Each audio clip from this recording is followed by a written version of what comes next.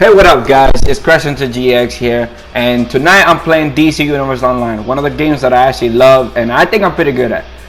Today I'm just gonna tell you guys some of the do's and don'ts of the if you want to really be good.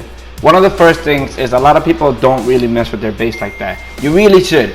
The base is amazing. It gives you the tactical mods, the supply drops, which heals you instantly, it gives you power up and all kinds of good shit. I see a lot of people not using it. It's such a waste, because the tactical mods are amazing, and I understand that every time you get a new RPG you gotta change it, but that's dumb. One of the second things I want to talk about is the artifacts. Now people, you need your artifacts, and not only do you need your artifacts, you need artifacts that are gonna help you with what you want to achieve. If you want to be a damager like I'm doing right here, you gotta get artifacts and work on them that are actually gonna help you. A lot of people don't do this, and it's very like, when I see some of their builds, it's like, oh, they have a healing artifact, a damage artifact, a tank artifact. That's just dumb. You have to add artifacts that like stack up what you're trying to do.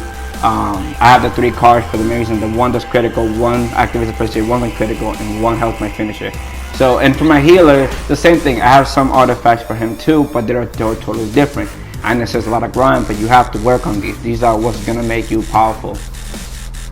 One of the things that I don't see people doing too is joining a league. I understand you want to be a solo player, but you can only get so far playing solo. You need teams to communicate with and do the hard missions, because sometimes, you know, having 2 or 1 even bad member can just fuck up the whole mission, and that's just, you know, annoying.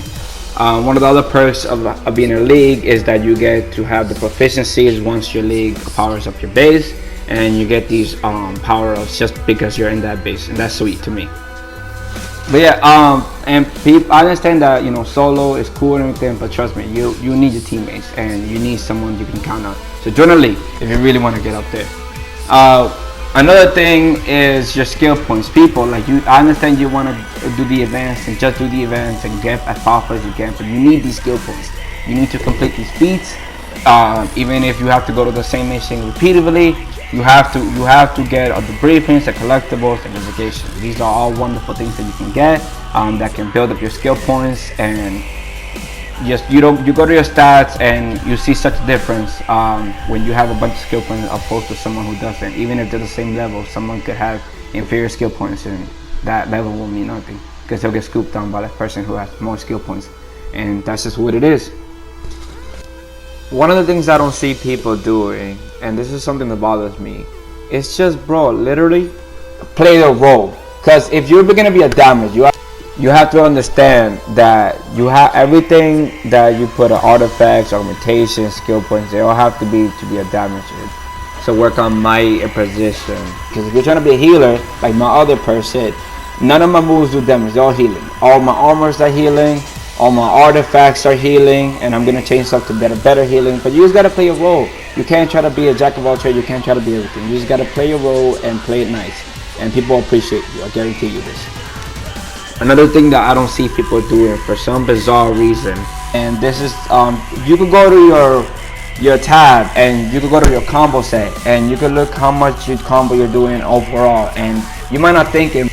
But there are actually moves that actually work perfectly in sequence with each other, opposed to other moves that just look flashy and cool but don't really do anything. Yeah, they're cool and to look at, but at the end of the day, they're honestly lackluster when it comes to actual battle. One thing also is that a lot of people like to go, like I said, to events, to the new worlds and stuff like that, and be 299 even though they're level 10, and that's cool. But you have to do the alerts, you have to do your solos, you have to do your duels, you have to do your alerts, you have to do your raids.